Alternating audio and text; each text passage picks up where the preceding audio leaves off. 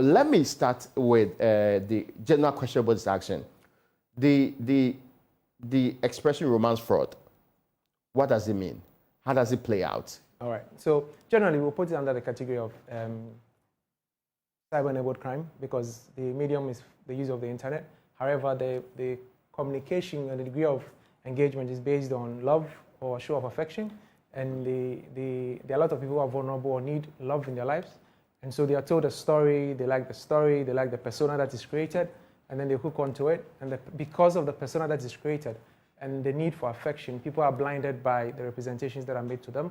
And so they begin to get promises of heaven on earth. And then when they get snapped up, they begin to now make demands on them, usually monetary. Or those who are advanced will now begin to take items that have monetary value, which they can, should I say, liquidate to raise funds. So they can start with very small amounts, and then over time increase those amounts. And because it's based on love, you are blinded by the financial bit, and so you find that cumulatively, you have probably some people have lost their investments, the social security investments, their money they've saved for a rainy day. It's gone based on some assurances of love or assurances of getting married and enjoying their life on this earth, and also having a companion they can share their life with. So it's based on representations which are too good to be true. People get snapped up, they want to have the best of things in life, and then gradually their finances are touched based on representations. So that would be romance fraud. So, I mean, this played out between a Ghanaian and somebody who's outside this country. Sure. Is that how it always plays out? I mean, is there possibility that it's between a Ghanaian and a Ghanaian no matter where they are located? I think that or mostly is it Ghanaians targeting white people? So it cuts across really. I won't say it's Ghanaians and foreigners, but really predominantly that would be Ghanaians and foreigners. The interesting thing I want to make bare is that there are times when you find a gentleman pretending to be a lady and then chatting to a gentleman somewhere out of this jurisdiction. Okay. There are times where there are children under 9. I've seen one personally who is under 9 years and is chatting to a Spanish lady on the internet via Google Translator. So he types in English, it's translated to Spanish, and then he posts it out. And he's adept at it, So it cuts across a male chatting another male, pretending to be a female, a child chatting an elderly person, pretending to be an elderly person.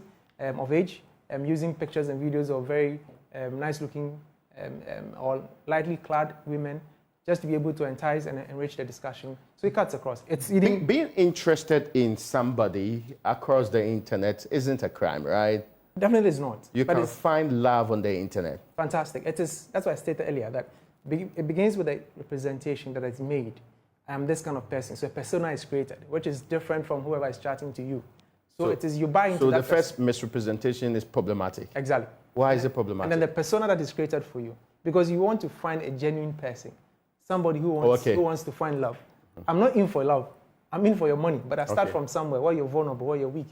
So you open up to me. I share my dreams, tell you a fantastic story of how I came to be and who I am, what I have, what I possess, what I can promise you, what I can give you if we get together as a couple, or we can gradually work together to become a couple. And based on those representations, then other demands are made. Subtle demands, it starts with very minimal things. And then over time, it begins to touch your bottom line. It begins to touch your investments, your savings. That's when it becomes problematic and criminal.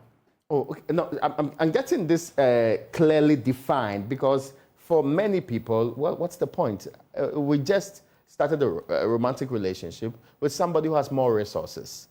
The only difference here is that I appear to be demanding from the person who's more resourceful. But I don't know how most of these relationships So it starts... So a young lady finds a sugar daddy, gets to get money from the sugar daddy, she provides something in return. I mean, I'm just saying that at what point does this become a criminal activity? And again, let me go back. So it starts with the representation. And you find in some of these relationships that at the times when they're supposed to be meeting in person, a lot of excuses start coming up. And that's where you find that... Oh, because the right person will not be exactly, because yes, exactly. So you find that let's meet up and he says, oh, I have a stomach upset, I have to go to the hospital. Or let's meet up. Some even pay for tickets. They pay for tickets, they pay for... the person can travel and come and see them. Okay. Exactly. And then they turn out these invitations at the very last minute, where the person has made some other investments in other things just to entertain that person. So you find that from the beginning, the motivation is not love. It's just that they have to build you up. They have to position you in such a position that now you are into love, you're in love. And when love comes into the picture, reason is really out of the window. Again, the other question, there's nothing wrong with starting a relationship with somebody merely for money, right? Nothing wrong with that. Okay, as in, it's not illegal. I mean, nothing wrong with that. It's a different everybody concept. has motivation. Their motivation for entering a relationship. Sure. But what makes it wrong is when you are making those misrepresentations and exploiting the person in the process. Exactly. So at what point does it become exploitation? After demanding, let's say, $1,000 or $2,000? Or so, like is there a limit? Is there a monetary limit that makes it exploitation? There's really no limit. In some instances, there might be very small amounts that are not significant, but cumulatively. So I start with maybe $500, which is to somebody is nothing. But over a period of 12 months, $500 times 12 months, or times every week $500, that's a lot of money. And because you are blinded by love, you don't look at the calculation. You're just giving because there's affection. Over time, then you feel that you built a bond where you need to meet the person. They begin to now give excuses and begin to peel off gradually. And then they don't respond to, or don't give the same affection as you expected. That is when you begin to see the red flags. So if I am the real person, so if I used my real face, if I used my real picture in the initial contact with the person, I would I wouldn't meet the misrepresentation point, right? Definitely you will not. So it wouldn't be fraud. The representation is not only in looks, it's in statements, it's in assurances, it's in promises. Like what? I love you. I love you when you don't love the person. But how would anybody know that I don't love the person? That's an emotional thing. Yes. Yeah, so over time, you get to see them if they love you. Because when you begin to say, let's meet here, let's go there, the person is giving excuses. How about if they love the person only for the money?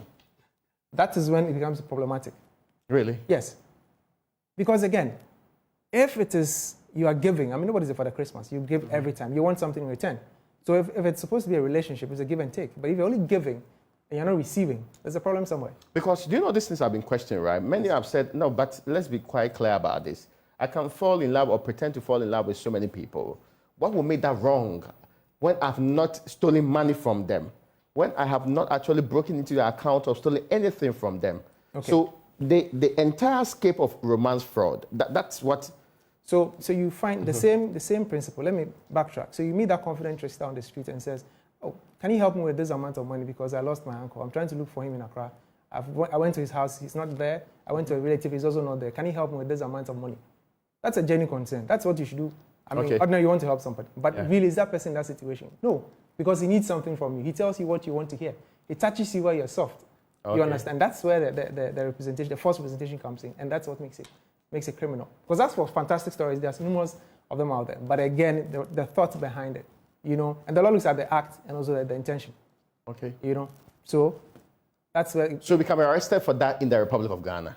If you're making false representation to somebody, yes. So I say that I'm a very handsome man. I don't have pot belly. I have six-pack, which are all very untrue statements. But really, what's no, I mean, just representation, that's not describing yourself as who you are. And not getting money from any person will not take it to the realm of how do you call it, what we're talking about. Yeah. Yes, but again, when it begins to have parting of money becomes the common denominator or what underlines the relationship, then there's a bit of a problem. No,